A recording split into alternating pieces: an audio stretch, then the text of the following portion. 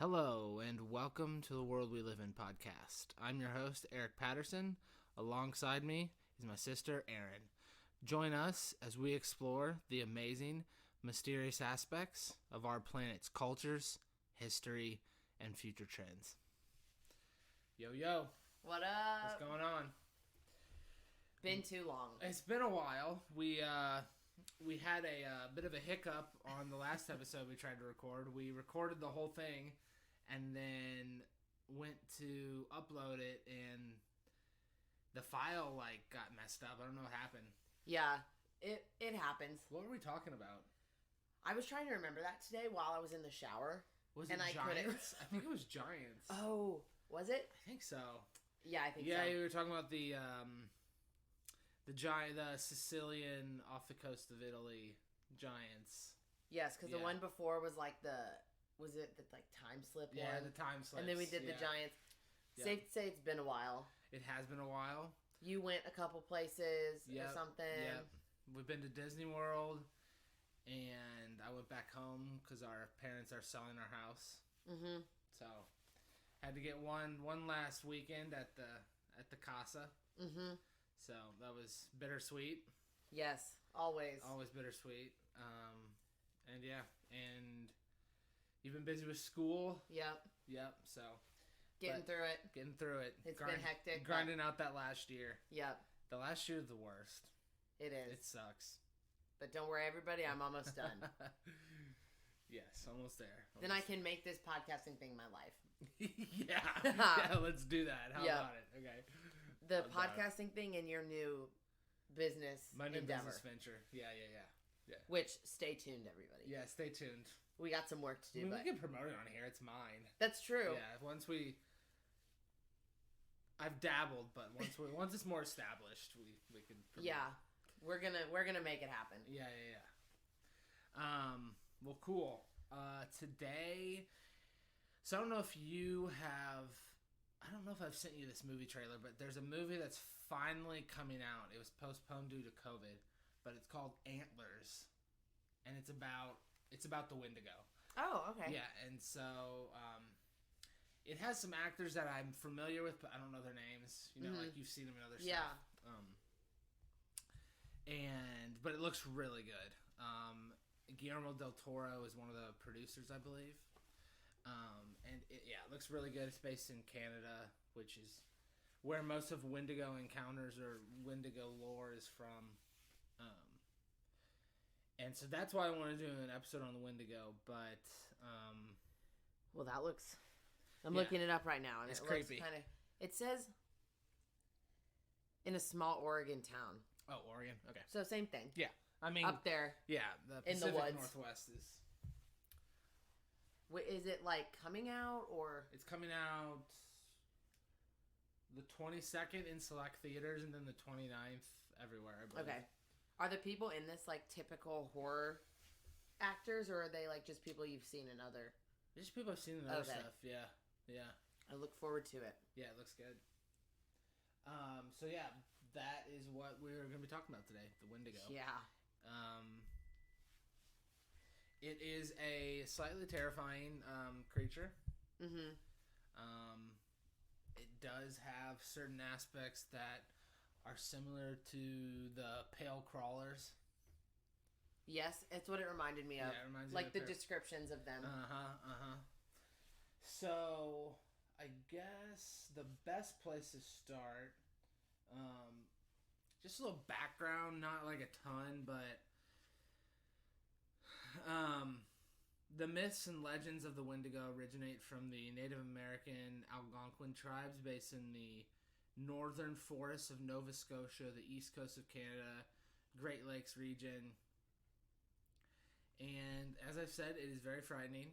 It is most often described as a massive, hairy brute up to 15 feet tall with a mix of human and animalistic features. The Wendigo is long said to be, to partake rather in acts of murder, greed, and cannibalism. The creature is supposedly a gaunt, extremely tall apparition that has glowing eyes, long yellowed fangs, claws, a long tongue, depicted with antlers. Yep. Which has an eternal, insatiable hunger for killing, basically. And it's always skeletal or skeletal, and no matter how much it ate, like, it stays thin. Yeah. I think this is a pretty good description. This is by a native author and ethnographer, Basil H. Johnson. He says, the Wendigo was gaunt to the point of emaciation. Its dissected skin pulled tightly over its bones, with its bones pushing out over its skin. Its complexion, the ash gray of death, and its eyes pushed back deep in its sockets. The Wendigo looked like a gaunt skeleton, recently disinterred from the grave.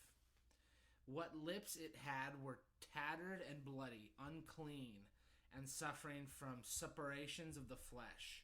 The Wendigo gave off a strange and eerie odor of decay, decomposition, of death and corruption.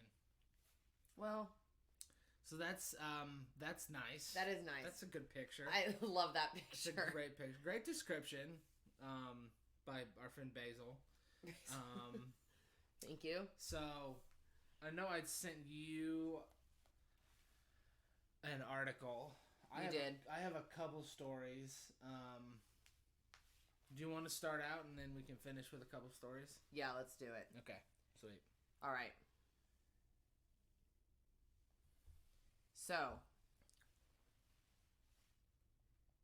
sorry, just trying to promote how great we are here. I'm pulling up the article. Okay.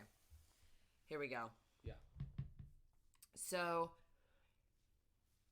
yes, like Eric was saying, it does originate within native peoples of, like, the north area. And the best picture, I do think it's the, what were they? The pale crawlers? Yeah, the pale crawlers. Yeah. If you can picture that, but with just massive antlers. And, like, super long fingers. Yep. Is what I would say. That's the creepiest part for me. Me too. Yeah. I don't love it. No. But so we can start with a case from, these are like very far back. So I just think it's even creepier. Like when they're really, really old. Yeah, I was listening to another podcast and they were talking about how, and this case reminded me of that, how the forests are, especially in Canada. Like, I don't know if anyone has ever looked at a map of Canada, but Canada goes so far north. Yeah. And there's so much land in Canada that nobody lives on. No. So, I mean, that's the thing about the forest. You just have no idea what is there. Right. And I think that lends credence to just how creepy these stories are. So this one, like I said, I don't know if I said this yet, but 1878 in Saskatchewan, a Cree fur trapper by the name of Swift Runner claimed that he had been possessed by insidious dark forces and had become a Wendigo after killing and eating his family during a harsh winter without food. First of all, would love to have a name like Swift Runner. Swift Runner's a great name. Yeah, it's an awesome name. Situation, not so much. Not so great. Yeah. He'd think he messed up. Yeah. But, so apparently local settlers went to this man's home to corroborate the story. And they found a house with body parts strewn around, blood all over the place, half-eaten corpses, in such a jumbled morass? Yeah, I think so. Morass. Morass. Love that. Not familiar with that word. I've never seen that before. Yeah, not familiar. But of gore and affluence that it could not even be ascertained how many people had been killed. So just absolute chaos. Just carnage, yeah. So, of course, back in those days, this Swift Runner was then publicly executed for his crimes, and his body was buried far away, as some of the Cree were concerned that the Wendigo would, be rebirthed within his dead body or something. Okay. So, creepy. Yeah, very. But these tribes took this very seriously, and it was like beyond legend. It was very real to them and a very real threat. So they thought that this type of thing had to be dealt with. So they each typically had each tribe had these like own ceremonies or rituals, and talismans to ward off the creatures or like stop a person if they get like infected or whatever to stop becoming it. But in most cases, the final line of defense for these tribes in fighting these supernatural beings was the tribe's shamans. The intervention of shaman was typically sought as a last resort, but when a person was obviously in the final stages of turning fully to this like inhumane type of creature, they would be delirious and insane, have like really vivid nightmares, and the uncontrollable, this is my favorite, uncontrollable urge to run naked through the woods. Let them do it. I mean, that sounds like a good time. Like, I would want to do that right now. But me too. If I was in the middle of this Wendigo transformation. Yeah, I don't know about that. Also, I hate to correct you. Was it a word? Yeah, How do you say it? It's shaman. Shaman? Yeah. Okay. Shaman. Yeah. Okay. So they wanted to run through the woods naked and eat human flesh, basically. Wow. But it was... Yes to the first part, no to the second. Not at all. Miss me with that. Yeah. But they felt like they needed to battle the creature and put it to death, and consecrate the corpse. So, having these like ceremonies where they would try to remove like the Wendigo from people was like very highly sought after, and one of these like Wendigo hunters. This name is just crazy. But since I've already butchered a couple things. Yeah, I saw this name. But it's hilarious. Wow. I mean, it's the longest name. It's like double hyphened. I wouldn't even know where to stand. But what it means is he who stands in the southern sky. So this is what this name means. Okay. So kind of cool. Yeah, very cool. But so one of these people, born in the 1830s, and he was known to white fur traders as they just called him Jack Fiddler. I mean, pretty good name. Yeah. Yeah. But he was born in Oji Cree, and in particular, he was affiliated with the Sucker Clan, now the Sandy Lake First Nation, on the upper reaches of the Severn River in northwestern Ontario. So within this region, Fiddler was nearly legendary as a healer, and he attributed with vast supernatural abilities. He could shapeshift, conjure up animal spirits, chase away evil spirits, deflect spells, and a lot of other things. But he was most well known and famous for being a Wendigo hunter. He actually had a brother, and they were widely thought by the Cree to be the most powerful Wendigo hunters there were.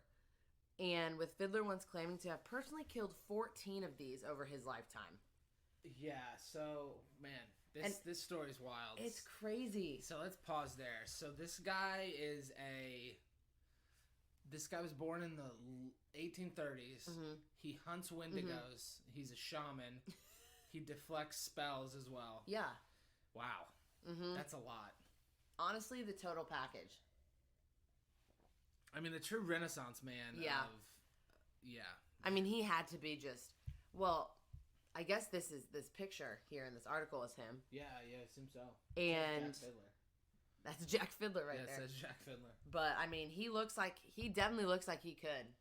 You know when you see someone's face and you're like, wow, that person has been through a lot. They've been through it. That is what this picture looks like. Like, this guy looks like he has weathered, first of all. Yeah. Weathered storms, like actual storms, but also just like a lot of physical and mental distress. So, safe to say I believe him. 14 of them dead on his account. But, yeah, wow. Including one of his own brothers. Oh, so apparently one of his own brothers had turned Wendigo. And after having resorted to cannibalism. Yeah. On a trait. Okay, so in order to survive. I mean, I feel like that happened back then. I don't think you had to be Wendigo. No, well, I mean, that's I was going to bring this up, but that's where the borderline is for me. Like, from what we know about cannibalism and the experiences that people have who have had to resort to cannibalism, it's not always demonic possession. Right. Like, possible. Like, I believe demonic possession is real, and I'm sure, like, who was the serial killer that used to eat parts of his victims? Or I'm sure there's been multiple, but I know there's a famous one. Yeah. Anyway, like, there's that, and then there's, like, oh man, what was that expedition of... Yeah, they went over the Sierra Nevada to try to get to California quicker, but they got stuck in the Donner Party. Yeah, the Donner Party. Like, they had to resort to eating because they couldn't. It was like survival. Survive. Yeah. So, I guess it's case by case. Yeah, true. So, anyway. Yeah, this is also a good point, that it was in the age of white settlers pouring into these regions of native people. And the idea of killing people due to suspicion that they were like monsters or some type of like supernatural being, like it wasn't for them. Like they were like, we have to get rid of them. Oh, like, okay. You know? Yeah. So yeah. And they were already so like they were like seemed like animals to like the settlers anyway. Yeah. Like the natives. So they probably were just like, you know. Yeah. This is just not good. We got to get rid of them. But you're talking about getting rid of the white people or the Wendigos? No, the Wendigos. The people who they suspect. Yeah. Okay, gotcha. Like if they suspected someone to be one. I got you. They didn't need much like urging to get rid of them. But regardless, up until then, the Cree peoples had managed to live apart from civilization for a lot of time, mainly untouched by the coming of the white man and their outlandish ways.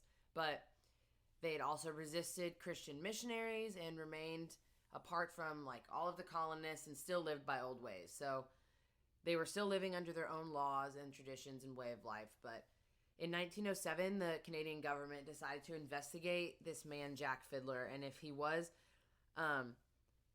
waging a war against cannibalistic spirits. So during an investigation by the mounted police, a First Nations woman, oh my gosh, what a name. But, again, long name, no hyphens. But this woman turned up dead, and she was strangled to death. And it seemed like very ritualistic. So, Jack Fiddler and his brother, they did not hide that it was them. And they ended up getting, punished for this. Ended up getting these, like, the police were on their tails. So, that was that. And they had killed her because her family had asked them to, actually. As there'd been reports that she was transforming into a Wendigo. So, that was kind of the end of those two. I believe the brother died before he could get put to death. Yeah, he died from illness. Yeah, but, they thought that's what they had to do to protect their people, so. Yeah, that's Crazy. Wild. It's, just two brothers fighting. Yeah, Wendigos. Yes, I mean, seriously. I mean, I guess you have to take the story at face value. Like, obviously, we're not living up there. Yeah. So, I mean, whether it was just cannibalism or whether there's some forest spirit demonically possessing people, I have no idea. Yeah. I have no idea. So. But this obviously, and it says it in the article, drew a ton of attention at the time. Like, it was more like a sensationalist type story. 1909, like, Canada wasn't very populated, but no. I'm sure Toronto was pretty large, and I'm sure Montreal as well. Yeah. So. Well, the fiddler escaped and then hanged himself, it says. So that's an eerie ending also. But yikes, that is eerie. So wow. Yep, 1909 they were both. By 1909 they were both dead. Yeah, man. But yeah, very, very interesting. I'm sure there wild. were some things in those woods up there. So to each their own. I'm sure if there's not actual forest spirits, something in there will drive you crazy. Yeah, because definitely. I mean, I mean, when I walk around my kitchen in the middle of the night, just like getting up to go to the bathroom or getting some water, like I look out the window and I'm like, oh, what's that? Yep. You know, it's like light is playing tricks on you. I can only imagine being in the middle of a forest with no light. With no light at all, and just hearing like animals and all that. Just I can't imagine. Just him and the moon. I mean, yeah, pretty much. Well, what do you got for us? Yeah. So these are some, I guess, more modern accounts of the Wendigo. Okay. So, some qualities of the Wendigo is that it is able to mimic human voices, mimic human voices in order to draw victims out and isolate them. So, that's creepy. Yeah, I don't like that. That's not good. No. So this one Reddit user called Universe Master on Gram. God, I love Reddit names. They are the best. People just go hard. They just go hard. So he says he is of Native American descent and that this happened to him on an unspecified reservation when he was 13. They would find dead birds around the campground. Things went missing from camp. They were at a loss to explain what was going on. It escalated when they began to hear footsteps, smell a terrible stench, and there was constant, inescapable feeling of being watched. So they stayed at the camp. I guess they'd been playing it for a long time, and on the second to last day, it got weird. So I guess this is what happened. Okay. Yeah, so it was disturbing, but his group they stayed. This says, I had been strolling through the forest while looking for firewood when I heard rustling in the bushes behind me. As this happened, it seemed that all life ceased around me because I could only hear my heartbeat and the lone footsteps approaching me. Then I heard my name called from what seemed every direction, yet echoed from in front of me while also coming from behind. Okay. The voice calling me was a harsh, raspy, animalistic in tone imitation of my sister's voice, who had recently left the trip due to stress only a few hours ago. That would be me. 100%. This is creepy. This had sent horrendous chills down my spine, so I ran the fastest I ever had back towards the campsite where I heard twigs and leaves crunching behind me. Mm-hmm. I had finally reached the campsite when the footsteps suddenly stopped. I was relieved and slumped over to the cabin stairs when I slipped on a rock, slipping out of the makeshift fire. It had caused me to head straight into it. Oh. So he tripped right into the fire. The blazing force of nature had almost burned my face when I was just stopped mid-fall.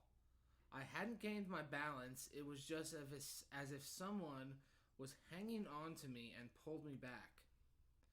I'm not sure what it was, but my family suggested it was my guardian angel saving me from an early death. But after that experience, I have never been to the campsite again and didn't go camping for a few years after that.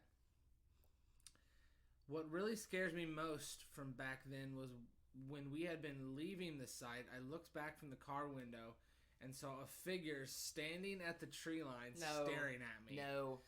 It was lanky and looked starved to the point of its skin wrapping tightly around its bones. But when I looked onto the pathway, the footprints were completely gone, and as I blinked, we rounded the corner and it seemingly vanished into thin air. Yeah, so that's concerning. Yeah, but he also saved his life.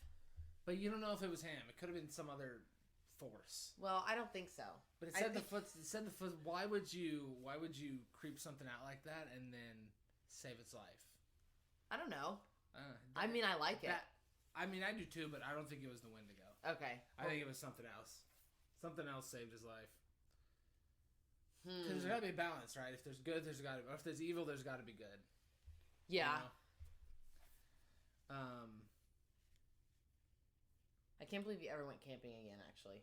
I Even if it was 10 years later. I've heard stories like that before, and some people say that they can go camping again, and some others like, I never went back in the woods again. Yeah. So,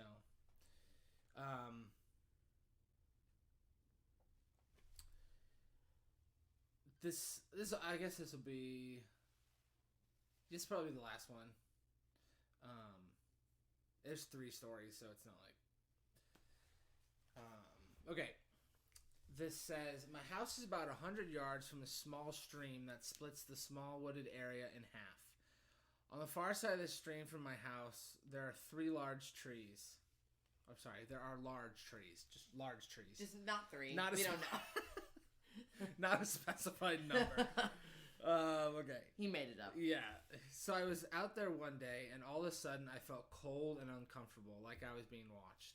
So that's a common theme. It is a common theme. It's people always feel like they're being watched. I also became increasingly paranoid that someone or something was out there with me. So I decided to head in. The sun was also setting and dusk was coming, starting to set in. Okay. So I started walking towards my house. Jeez, am I not entertaining enough for you? No, you're not. I'm yawning at every word he says. I became paranoid that someone was out there with me, so I decided to head in. So I start walking at first. I was walking out of the woods like I was on someone's yard, and they had told me to get off. Not at a fast pace, but moving with purpose. Yeah.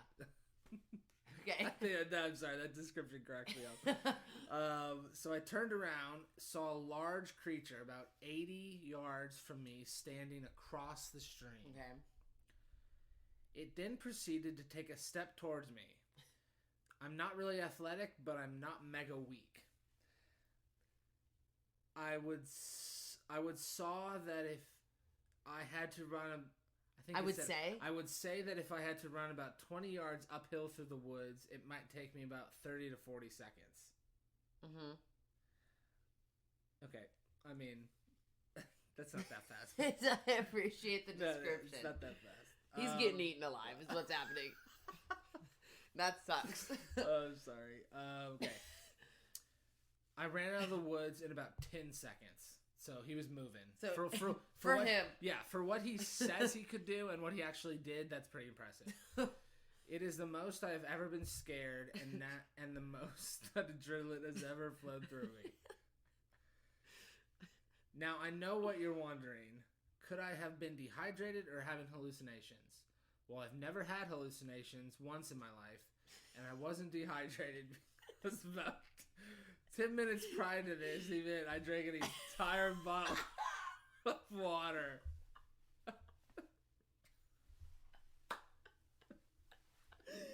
Oh my gosh, man. That is the funniest thing. Oh man. I mean, it's funny, but like I'm glad he said that because I'm sure people were actually thinking that, like, legit. I bet this guy is really funny telling stories in person. Well, the thing I love about Reddit posts is it is like it's stream of consciousness. Yeah. It's not like story. And I didn't read this full description. I just read the description from Mysterious Universe. So okay. I didn't actually read the story, but well, that's funny. So the man had already drank some water. Okay. Yes. So no hallucinations, no dehydration. There's no way it was a tree because every time I go out there, I go to where I spotted it, and there isn't a single small tree enough to remotely look like what I saw. Since then, I haven't spotted it, but I hear it. He goes, it is believed by Native Americans that Wendigos call out for help like a human in order to lure people towards it. Yeah. Okay. I have heard what sounds like a little girl calling for help. That is very disturbing. So yeah. Wow. Yikes.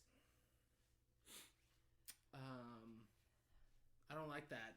No, I don't either. I don't like that. I don't really like that they call out in a human voice. I don't either. I mean, that's yeah, that's common. Mm-hmm. Other accounts I've heard of, like babies crying. Yeah. but in very not like a baby shouldn't be there. Right. Yeah. Yeah. Are you familiar with the jinn? It's a Islamic folklore. I'm not. So like a genie. Okay. A genie is like a. But a jinn. A genie is like a Disney-fied version of the jinn. Is it? But so, it's a good thing.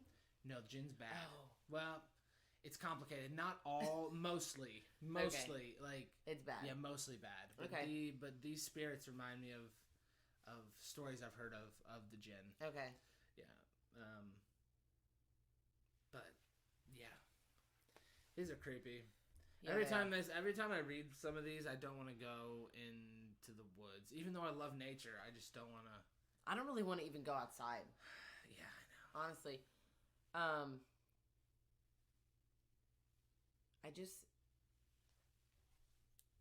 find it weird that it has antlers. The antlers. It's not in every story though. No, it's not. I think the antlers might be a personification by. Oh. The woods, like Yeah, a yeah, deer or a moose. Okay. I think it's a personification. Yeah. Well, yeah. But when we were discussing what we were going to talk about, Yeah. we were talking about the show on Netflix, Midnight Mass. Yeah, Midnight Mass. For those of you listening who've seen it or are in the middle of it, these creatures remind me a lot of like the creature in that. Yes. And we talked about how we hate long fingers. Yes. And in the show, there's like a very close-up picture of this thing's hands, and it literally looks like it just went to the nail salon. Like it has like pointed little fingernails. And I was watching it with my roommate, and I was like, "That thing is straight out of the nail salon." Like I don't know why its nails look so good, but it reminds me so much of that. Especially the stories I was reading, like turning people into things, like. Mm-hmm. Taking over other people's bodies, definitely along the same line. So, but you're in the middle of it, so yeah. I mean, the thing about these accounts for me is like they're humanoid, but they're not human. Mm-hmm. That's the thing for me. Like Sasquatch has never been, or Bigfoot has never been like frightening to me. No, because like, I mean, one. We mostly live in urban areas, and the one thing that's not spotted in urban areas, at least any of the accounts I have seen, is Sasquatch. Yeah, true. It's always out somewhere or somewhere rural. Pale crawlers, not so much. Mm-hmm. They were in urban areas. Yeah, very much so. So, I don't know, but the humanoid thing always creeps me out. I actually saw a guy. I think it was yesterday. Yeah, I was out and he had a shirt on and it said Bigfoot. It was something like, instead of I saw Bigfoot, it was like Bigfoot saw me and didn't believe it or something. Nice. And I was like, I don't even understand like the meaning of that shirt. Yeah. But it was awesome. That's good. Yeah. One of my favorite is it's a UFO and the aliens are piloting it. And they're like pulling up to a human, and from the craft it says "Get in, loser." That's awesome. Yeah. Yeah, that's my favorite one I've seen. Yeah. So. Yeah, I mean, I don't think I would love to encounter Bigfoot, but I wouldn't be like upset. I don't think he would kill me. No, there's not really. I've not read a story of Bigfoot killing someone. No.